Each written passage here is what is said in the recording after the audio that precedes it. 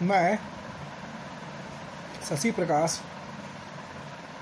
सहायक प्रोफेसर ज्योतिष, जूथालाल संस्कृत महाविद्यालय, मझौलिया, पश्चिम चंपारण, बिहार। आज हम उपशास्त्री एवं शास्त्रीय प्रतिष्ठा खंड से संबंधित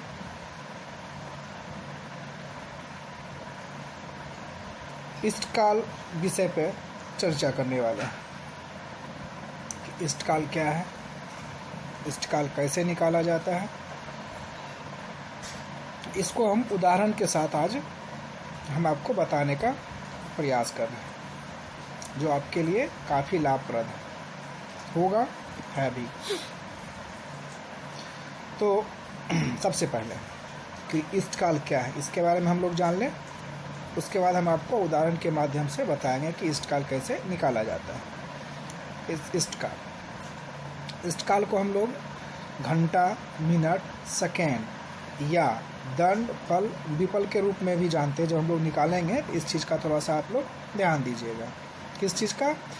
घंटा, सेकेंड, घंटा, मिनट और सेकेंड या दंड, फल, विफल, हम ऐसे कह सकते हैं।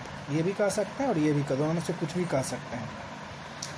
तो इष्टकाल, ज्योतिष शास्त्र में इष्टकाल बनाने में, ज्योतिष शास्त्र में इष्टकाल बनाने के बहुत नियम हैं। हम लोग ज्योतिष काल में, ज्योतिष शास्त्र जो होता है उसमें इष्टकाल बनाने के बहुत सारे विधि हैं, पर सबसे सरल और नियम यह है कि जो सबसे सरल और उसको क्या कहते हैं हम लोग अपने सरल तरीका, उसको हम लोग कह लें सबसे सरल तरीका यह है कि अगर हम लोग जाने तो कि सबसे सरल तरीका से कैसे निकाल सकते हैं। सूर्योदय से लेकर जन्म समय तक, चाहे रात हो या दिन,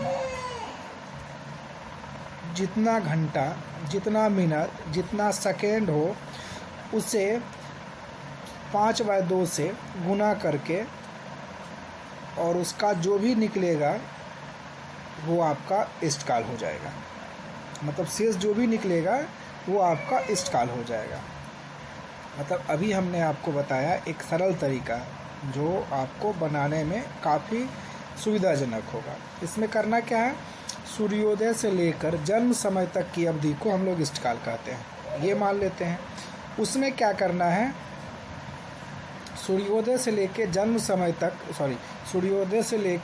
समय तक चाहे वो रात हो या दिन हो, उस घंटा, मिनट, सेकेंड को जो उस डिफरेंस निकलता है, अब देख लीजिएगा, उसको क्या करना है? 5 से गुना करना है और 2 से भाग देना है, और इसके बाद जो शेष बचेगा वो आपका इष्टकाल निकल जाएगा।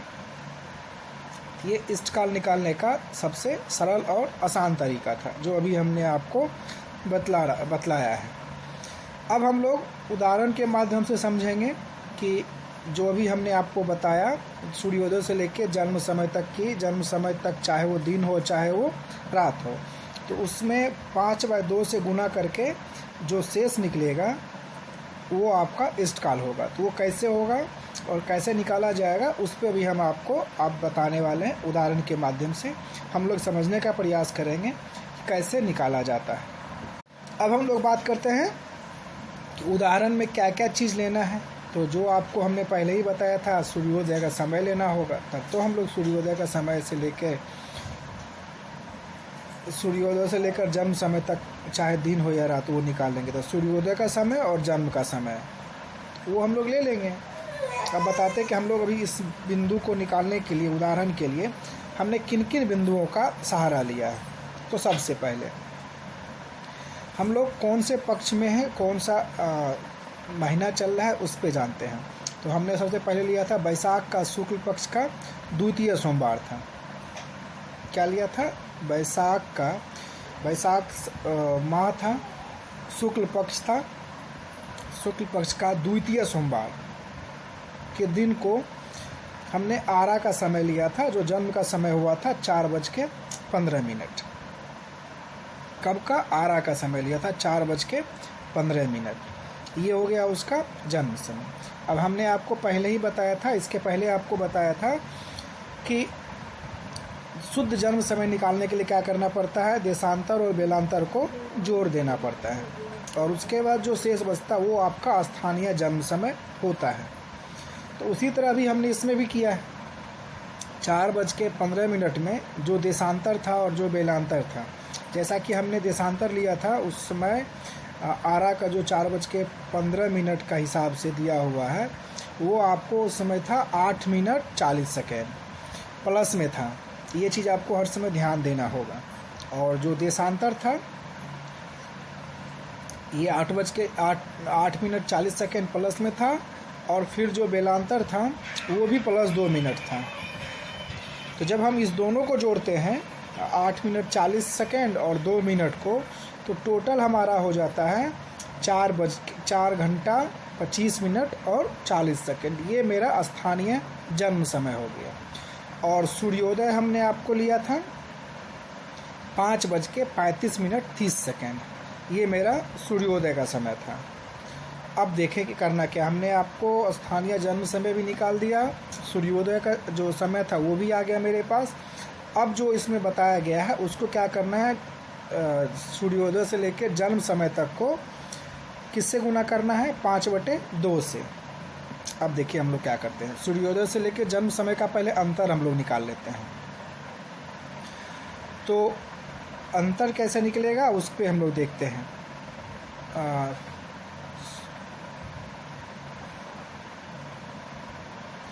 4:25 मतलब हो जाता है वो 16:25, क्या कि वो PM होता है इसलिए। तो 16:25 40 सेकेंड में हमको क्या घटाना है? सूर्योदय का समय 5:35 30 सेकेंड। जब हम इसका अंतर करते हैं तो जो मेरा शेष बचता है वो बच जाता है 10 घंटा 50 मिनट 10 सेकेंड। ये मेरा क्या हो गया? अंतर हो गया। जो मेरा जन्म का समय था वो शाम का था, PM का था। इस चीज़ को थोड़ा सा आप देख लीजिएगा। इसके बाद फिर क्या करना है? जो हमने आपको बताया था कि जो भी जन्म समय से सूर्योदय से लेकर जन्म समय तक का जो अंतर होगा उसको क्या करना है? 5/2 से गुना कर देना है।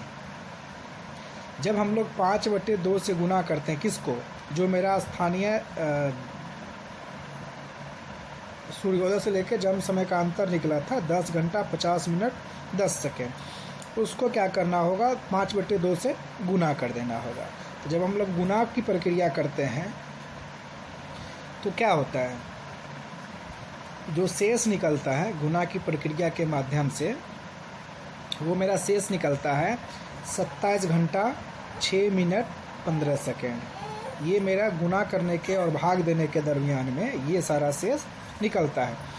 हमने अभी आपको 27 घंटा 6 मिनट 15 सेकेंड बताया। आप इसको इस तरह भी कर सकते हैं जैसा कि मैंने आपको पहले बताया,